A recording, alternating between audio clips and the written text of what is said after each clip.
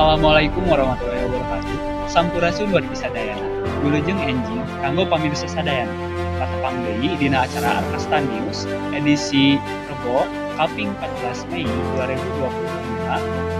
Lajeng hendak deui sareng simkuring Muhammad Rizky Fahlani anu maturan pamirsa salama 3 menit kakayeun.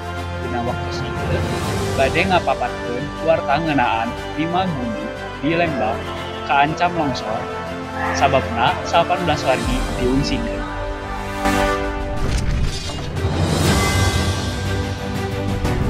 Pemirsa, aya 25 jaini nuker mancing hampir kalindas ku material longsor di kolam pamancingan nu aya di Kampung Ciburial, Desa Cibogo, Kecamatan Lembang, Kabupaten Bandung Barat, dina Rebo 14 Mei 2020.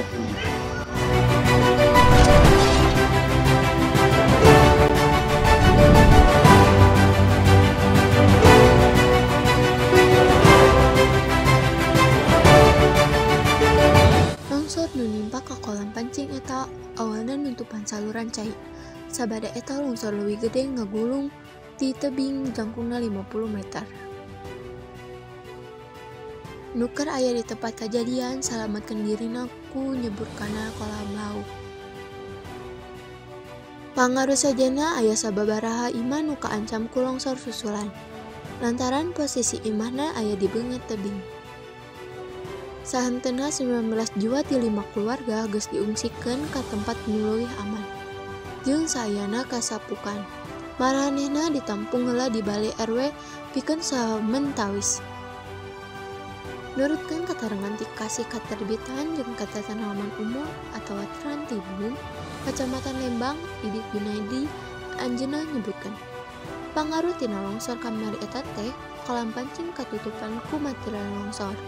Terus aya musola jeung tempat mandi umum nu kaganggu, tapi henteu aya korban jiwa.